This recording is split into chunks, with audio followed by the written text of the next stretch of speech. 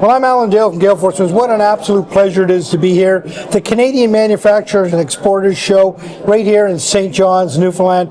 We are really embracing excellence. You're talking about three big pillars. We're talking, of course, about talent, technology, and technique. I love meeting the folks that are in this conversation one by one. And on that note, why don't you go ahead and introduce yourself? Tell us what you do.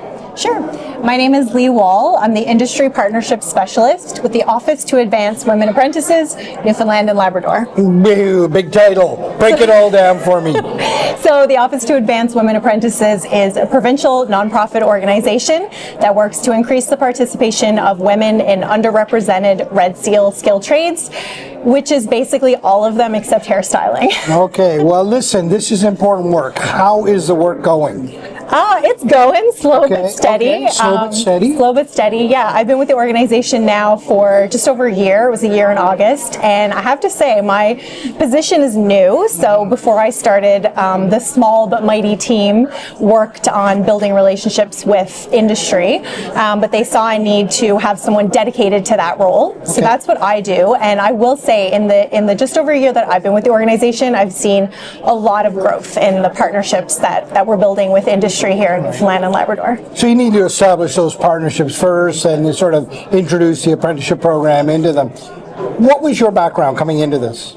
I actually have a background in skilled trades. Okay. So I was an apprentice truck and transport mechanic in British Columbia 10 years ago. Okay. I was the only woman in my heavy mechanical trades program. I was the only woman, or the first woman in the shop where I did my my work experience. I was the first and only woman in the shop where I did my apprenticeship. So I had a lot of opportunity to represent women in skilled trades, which led me to the work that I do now, that I've been doing for the last 10 years. What brought you to that life, that world? What was it about it that it drew you in? And is that repeatable for others? So it's interesting that you asked that because it was completely out of necessity. Okay. So my background prior to that, I was a legal administrative assistant and I worked in marketing and communications. I have an education in public relations, so totally different. But I had been laid off from a job that I wasn't particularly loving anyway, to be honest. You know, working in an office, 9 to 5, Monday to Friday, all that like repetitive stuff.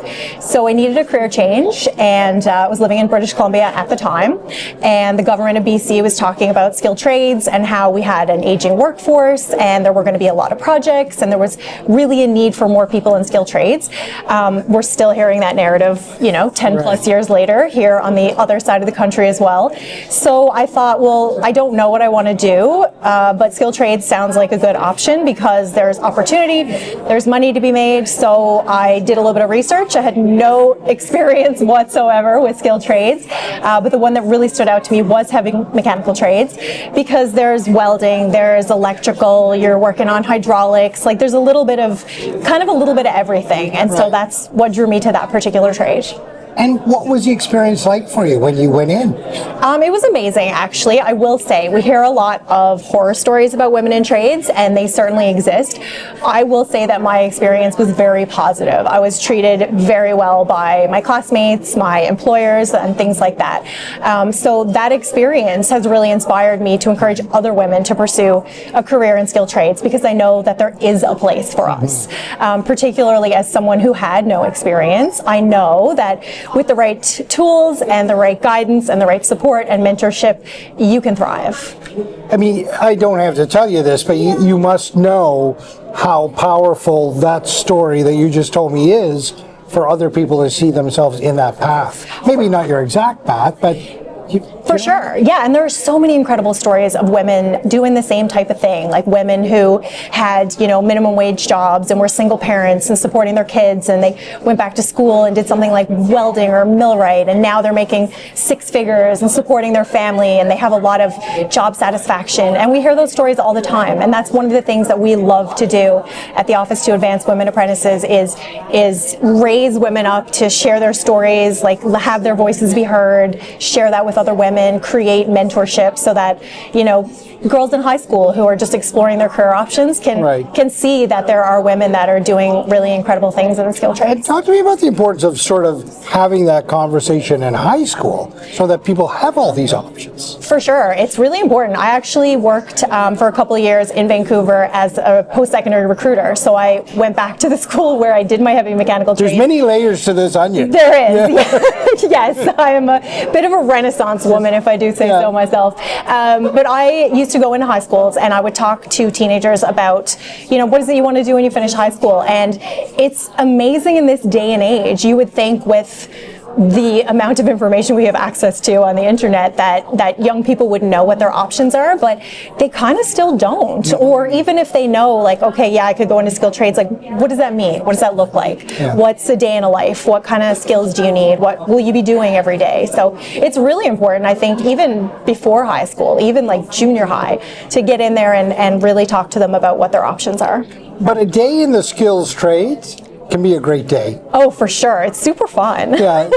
Well, talk to me about, the opportunities that are before people right now. I mean, these are the kind of jobs that you can raise families on. And you know what I mean? Like, this is not just sort of part-time work. This is heavy-duty work. Absolutely, yeah. I know there's a project coming up, a mining project coming up down on the south coast of Newfoundland. It's going to be like a 34-year project. Like, that's a career. Someone can literally finish their pre-apprenticeship program, work as like a heavy equipment operator, and retire in that one job. Yeah. And advance. And that's the other thing that I find really exciting about skilled trades and why I want to encourage more people to explore it is, like, I look at my own story. When I went back to school to be a mechanic, I just thought I would be a mechanic and I would work on the tools. Like, I didn't know where it could lead me. I didn't know that the work I do now existed, that it was work that someone did. And so there's always those opportunities to, like, move forward, transition into something different. And the best thing about it is you're learning skills that you can use for your life, and no one can ever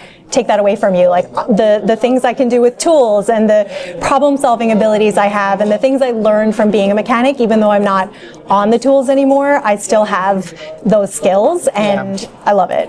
Well, I got to tell you, your eyes light up with passion as you talk about it. An absolute pleasure to have you in conversation, and truly inspirational for other people to see this and see that there is a path, and not only a path, but one that you can thrive in, because clearly you're thriving. So thank you. Thanks, Alan. I appreciate it.